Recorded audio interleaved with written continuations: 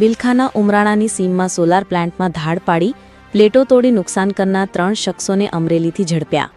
ઉમરાણાની ઘટનામાં ગણતરીની કલાકોમાં ક્રાઇમ બ્રાન્ચ એકારી ધરપકડ. બિલખાના ઉમરાણાની સીમમાં સોલાર પ્લાન્ટમાં ધાડ પાડી પ્લેટો તોડી 21.57 લાખનું નુકસાન કરનાર 3 શખ્સને ગણતરીની કલાકોમાં અમરેલી ખાતેથી ઝડપી પૂછપરછ હાથ ધરી હતી. બિલખા પાસે ઉમરાણા ગામની સીમમાં વિજ્ઞાન ટેક પ્રાઇવેટ લિમિટેડ કંપનીનો સોલાર પ્લાન્ટ આવેલ છે, જેની જમીનનું પાણી ઉમરાણાના કિશોર ભનુભાઈ વાળા, અશોક જગુભાઈ વાળાના ખેતર પાસેના વોકળામાં જતું હોવાનું મન દુઃખ રાખી શનિવારની વહેલી સવારે કિશોર ભનુભાઈ વાળા, અશોક જગુભાઈ વાળા અને લીલિયાનો રણજીત જીતુભાઈ ધાદલ 4 અજાણ્યા શખ્સે ધાડ પાડી વોચમેનને ધમકી આપી લોખંડની પાઇપ વડે 220 જેટલી સોલર પ્લેટ તોડી રૂપિયા 21.57 લાખનું નુકસાન કરી અને ઇન્વેસ્ટરના સ્ટેન્ડરના પાઇપ લઈ ભાગી ગયા હતા.